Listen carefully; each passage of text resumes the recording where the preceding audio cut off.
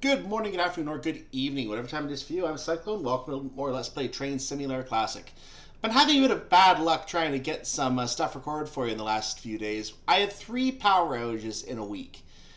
Just quick power blips in each case, but the computer went off in each case. All my stuff got closed. I had to reopen everything.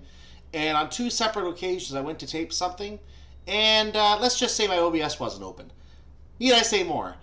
In other words, this is my second time now trying to play this scenario. It's actually the third time I've played this scenario overall for you, but it's obviously the first time and only time you're going to see it taped. This is one of the HHA scenarios that used to come with the HHA pack from Armstrong Powerhouse.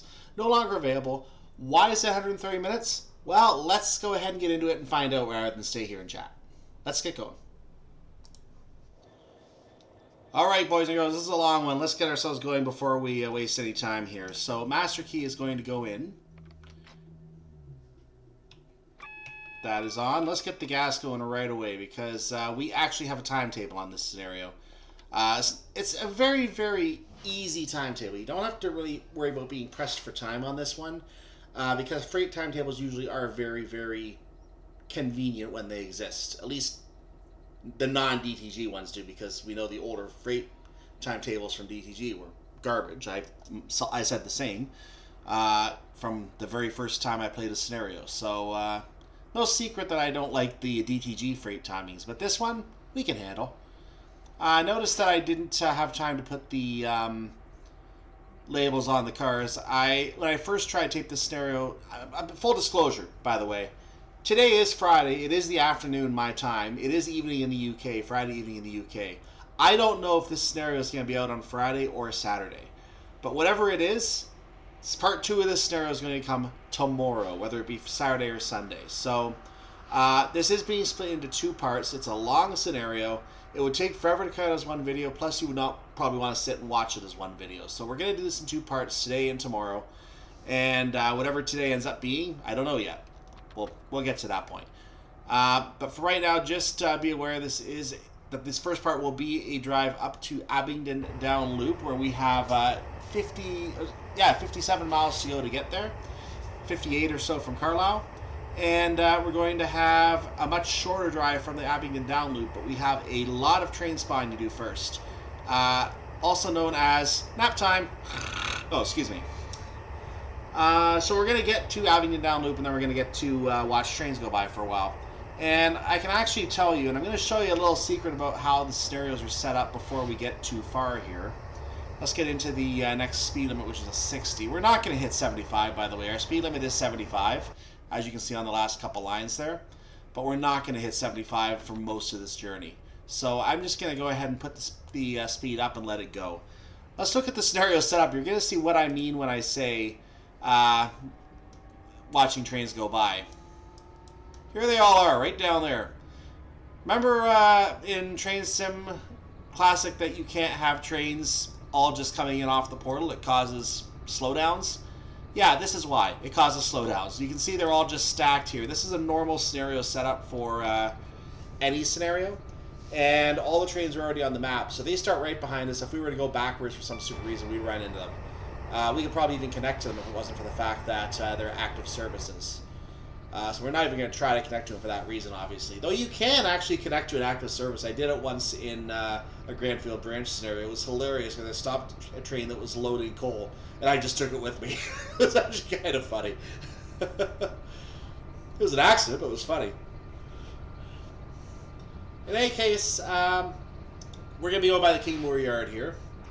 And there's not really much to talk about in the period between Kingmoor and Lockerbie, so I'm going to probably just shut up and let you guys enjoy the scenery as much as it is for 2011 to go by here. So there's one of the signals entering Kingmoor, I believe, on the left as it went by there, the red one. We're going to have another track crossover coming in here, I believe.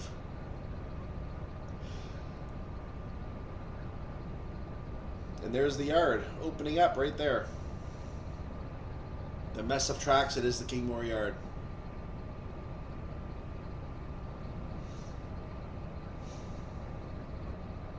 Looks like a couple 37s over there. Direct Rail Services models are over there.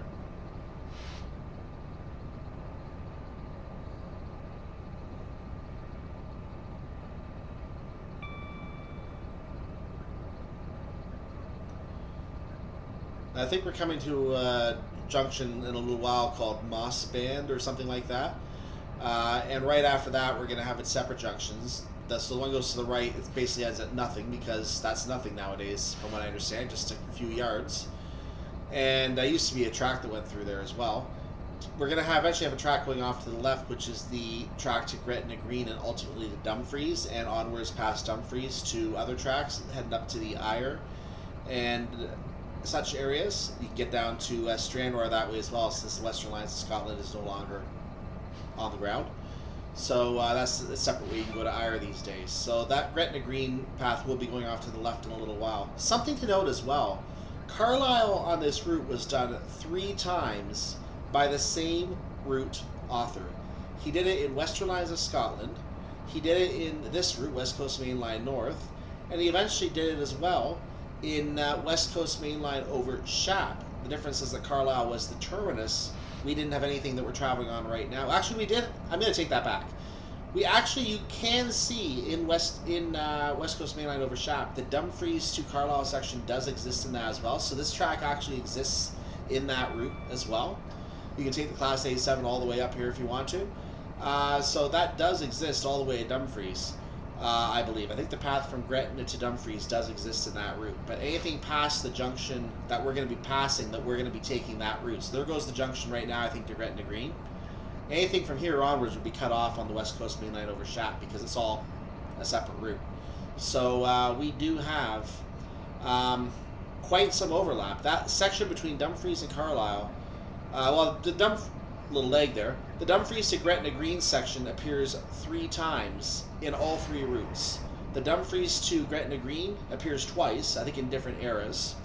And the Carlisle section obviously appears all 3 times. The West Coast Main Line from Gretna Junction to Glasgow Central is exclusive to this route, so we're on that now. And we're going to have on West Coast Main Line over Shap, you can continue south from Carlisle to that little area where those 3 trains were gathered, and continue onwards to Penrith and Preston, which is the source of the Blackpool route as well. There's a separate line going off to Blackpool over there, which is really cool as well. I think Blackpool North, Blackpool South, and some other track that's not used nowadays north of the track from Blackpool North. So interesting little area there, and of course there are tracks down there that go towards Wigan Northwestern as well, which I don't think we actually would take on that DLC. It doesn't exist on that DLC. Another thing that does exist though is the path to Windermere. Windermere is located on the line from Oxenholme, which is along the route. I don't know if it's sceneried on the payware version, but there is a version by Nick Hudson, who has passed away since in 2020, unfortunately, December 2020. He sceneried that area, so you can actually enjoy that area as well, which was nice to see as well. Workshop project, still in the workshop. His work lives on despite his passing, which is good that we can still benefit from the love that he had for the game. That's all West Coast Main Line over Shap, though. We're doing West Coast Main Line North. And there are a number of routes in this one as well. We're not going to go into full detail on those today because we are going to be stopping at Ravenstruther at the end of the scenario. So there's no point really trying to worry about it. I think this is the yard area where they had that 3-train collision here. This is, I think, the worst train collision in the entire of UK train history, from my understanding. I forget the name of the yard. I might see if I can get that for you, because I did find articles on it, so I may try and get that for you. But worst train collisions in UK train history, and I think over 200 people were killed in that. So if I can get you the name of it, you can look up more information on it, and you can read more about that. I have read it. It's a tragic story. Obviously, all those people that passed on. Good news is, no one ever truly dies. If you believe in spiritual life, you are immortal, so they will all return, just in some other form someday, but in their current lives all came to an end, which is really, really tragic. They never got to really grow up and enjoy their lives to the fullest. Always sad when that happens. In any case, enough talk about morose stuff. I'm going to shut up until we get to Lockerbie, so I'm sure that's going to be a beautiful sound to hear. I'll talk to you when we start to approach Lockerbie. We're going under one of the M highways right now as well, by the way. I'll talk to you more in Lockerbie.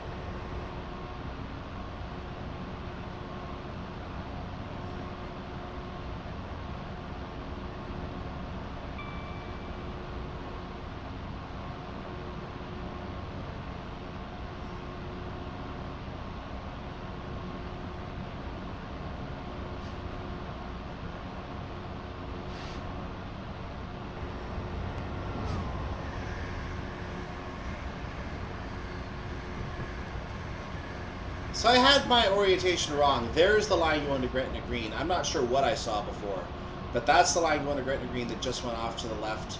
I did see the Mossband line go off after I silenced myself, so that yard that's coming up is the one that actually is. It's going to be coming up in about a kilometer or two, or I should say a mile or two, and that's going to be where that yard is located. I will get you the name of it. I just don't have it on hand right now, but I will label it when we go by it.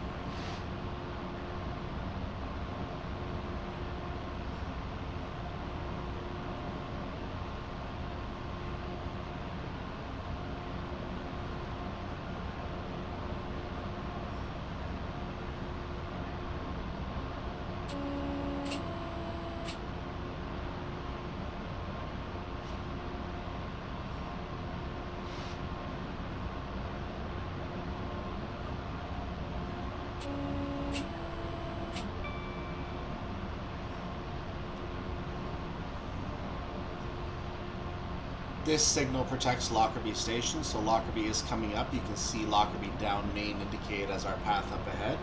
Lockerbie is known for all the wrong reasons. Unfortunately, it was home. Lockerbie itself was home to not the station, but the town was home to a terrorist attack on an airplane. I don't have the year memorized. I want to say like 1984, 85, 86, somewhere in that range. But it was Christmas Eve of that year. It resulted in a very, very horrible Christmas for the people of Lockerbie.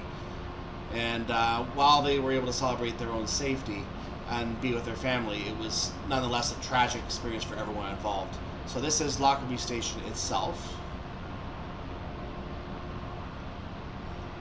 Fun fact, one of the scenarios I intend to bring you in the future it's one of the scenarios on this route. I'll save the name for now, but I've talked about before. You might know which one I'm talking about.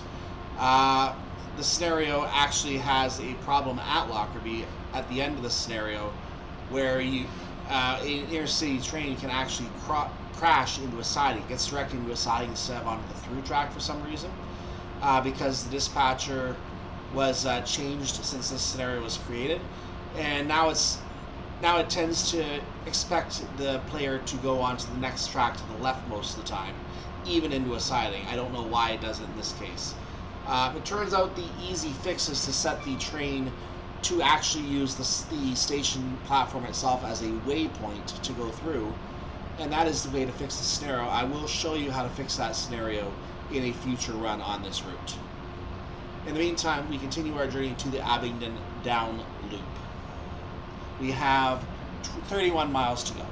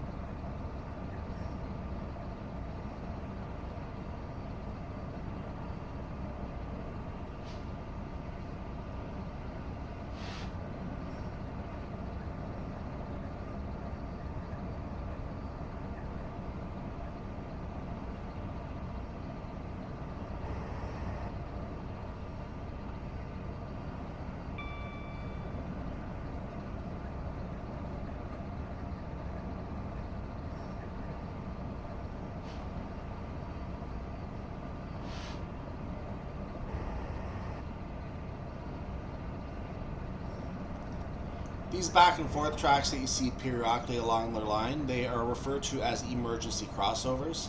So if there is some kind of emergency on a portion of line, then it is possible for the signalers to use a stretch of track as bi-directional.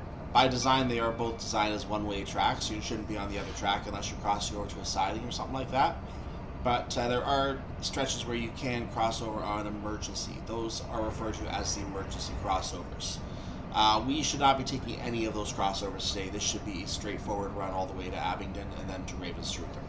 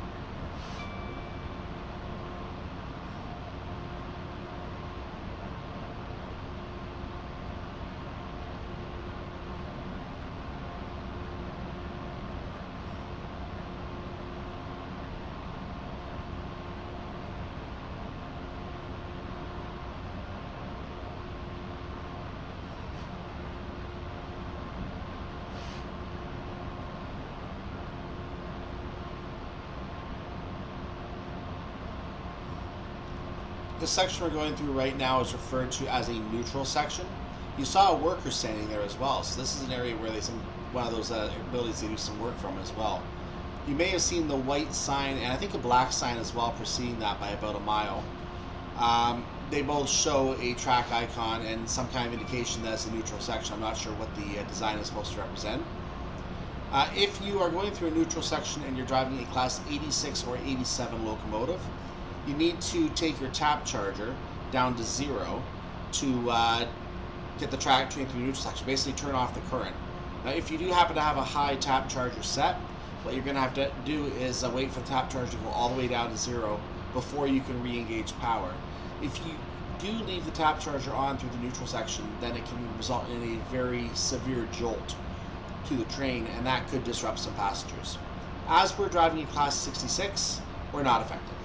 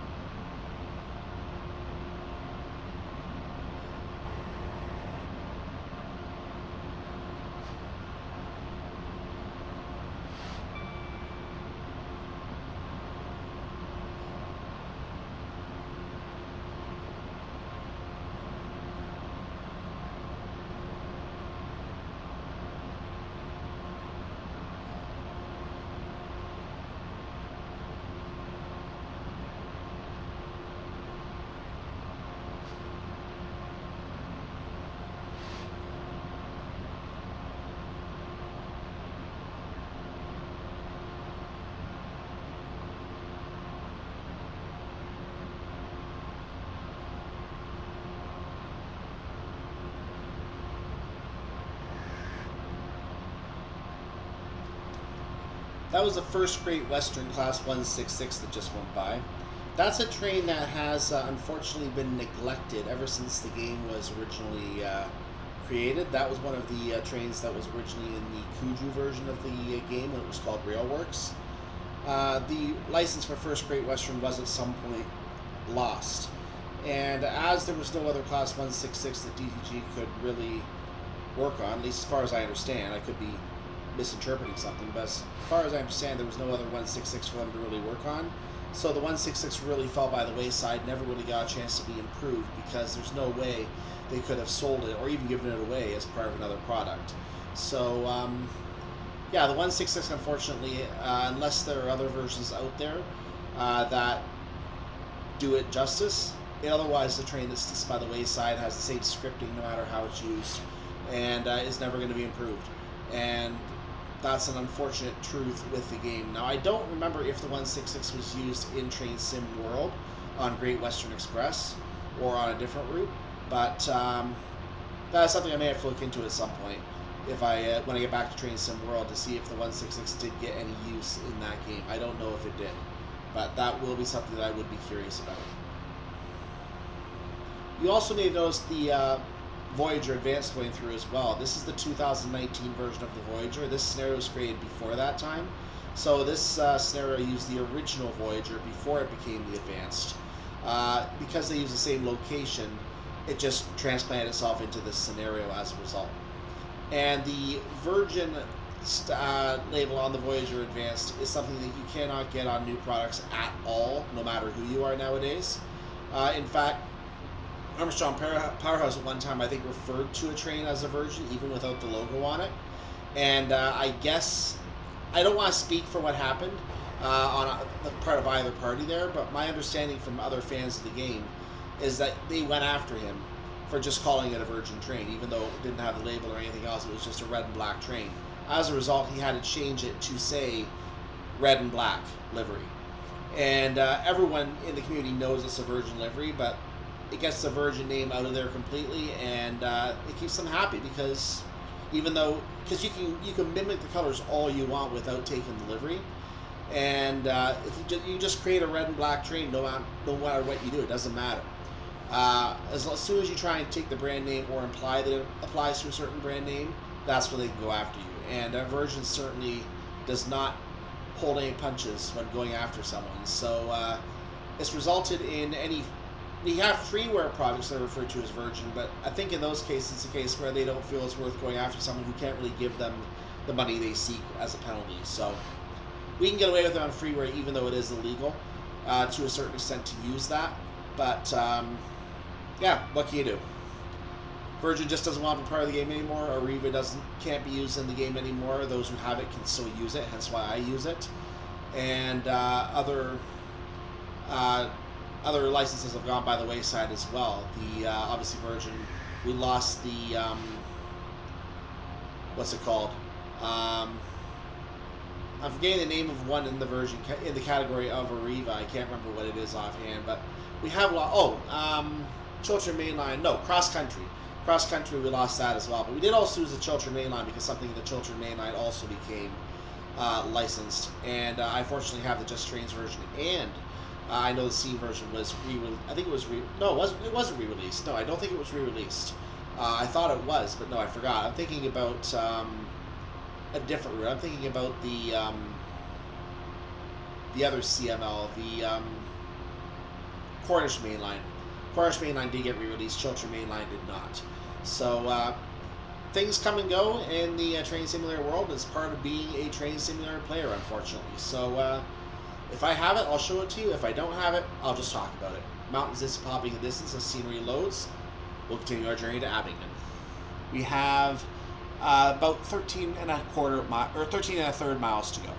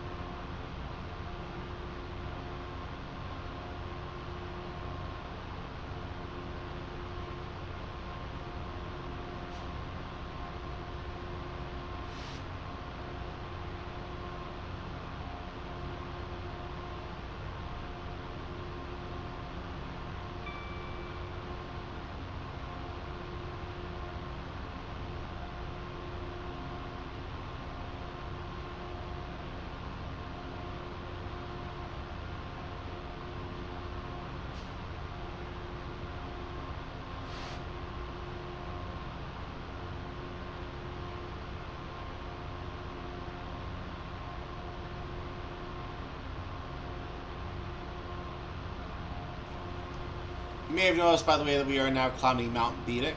I assume it's pronounced Beattock. Could be Beattock, could be Beating. I don't know.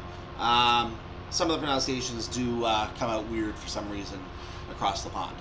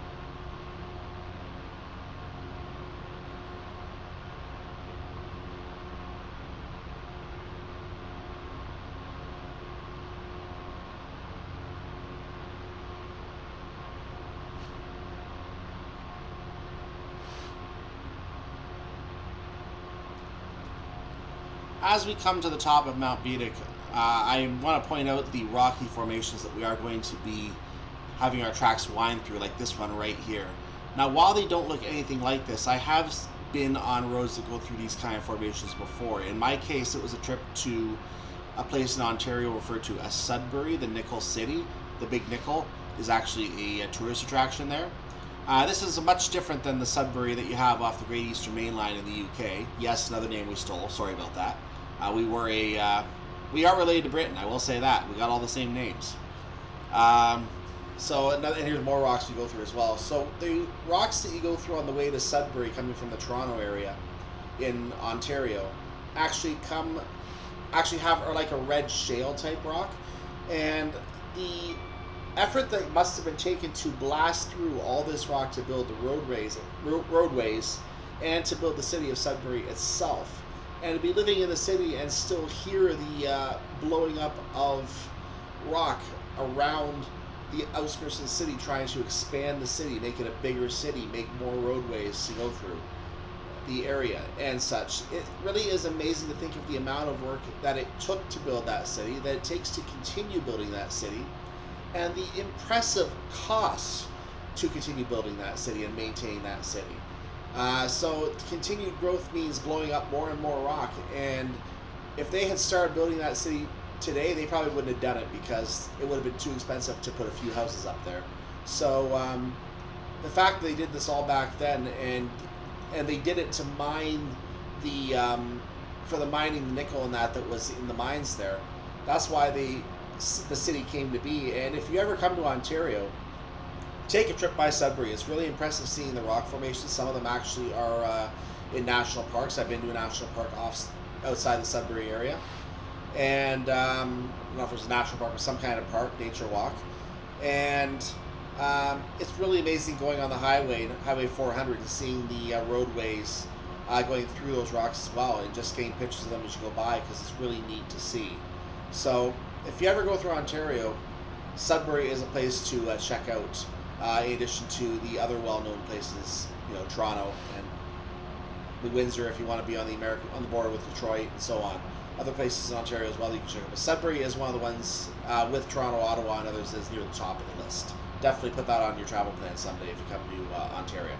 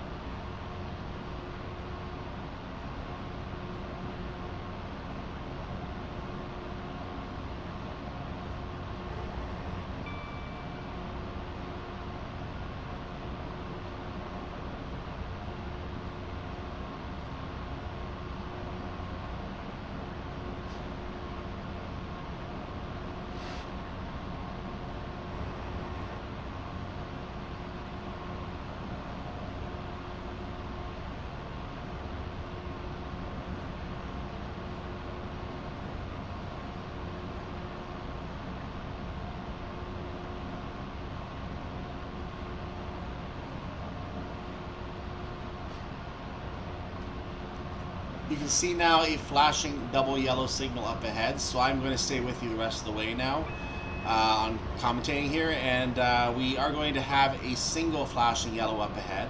This will be eventually followed by a steady, likely yellow signal that is going to have its junction indicator indicating us into the Abington down loop. So we are less than 2.5 miles away at this point. We are going to be pulling in and doing some train spotting. We have to get ourselves down to, well, 90 is the speed limit, but that's not going to be the limit in the loop. I think it's 40 inside the loop. We're going to obviously take it down to a little bit slower than that. The logical reason being we're going to have to stop anyway. We're not going to pull up to the signal going 40 miles per hour. It makes no sense. So we're just going to go ahead and continue right into the down loop, and that will be that. We're going to maintain some faster speeds coming up to the 40. There's our single flashing yellow. So this is the mountain we're going to be seeing some trains coming around, because we got those 3 trains coming from the south. As we pull into the loop, the last of those trains will only be going by Gretna Green, the Gretna Junction. So we got a long wait waiting for all those trains. Half an hour wait easily, and then some. It's scheduled to be 38 minutes, based on the 11:52 departure time. Is scheduled to be from 11:14 to 11:52. We're arriving at 11:08 pretty much. So basically add to those 38 minutes, add another 6. It's going to be about a 44-minute wait by the time we pull into the down loop. So that's what we have coming up here. I'm going to cut out a lot of that, and I'm going to show you just mostly the trains passing by. And after that, we're going to go ahead and skip ahead to departure. And that will be where part 2 picks up with the train spotting, and then with the eventual departure of the train from the Abington down loop on a much shorter drive onto the Ravenstruther area. So that's what you have coming up for you tomorrow. I'm going to then eventually move on to the East Coast Main Line for a trip to Drax Power Station. And that's going to be a journey using HHA wagons on that track, on that route, in order to then finish this DLC and all scenarios that originally came with the DLC. Keep in mind, none of these scenarios are available anymore. There's a Class 92 I'm just going to highlight going to Hams Hall. That train has not moved yet because we were a little too efficient, so apparently we weren't expected here yet. I'm going to start slowing down for the stop point up ahead so I don't blow past the signal. It would not end the scenario because I don't have that turned on, but it would be awkward.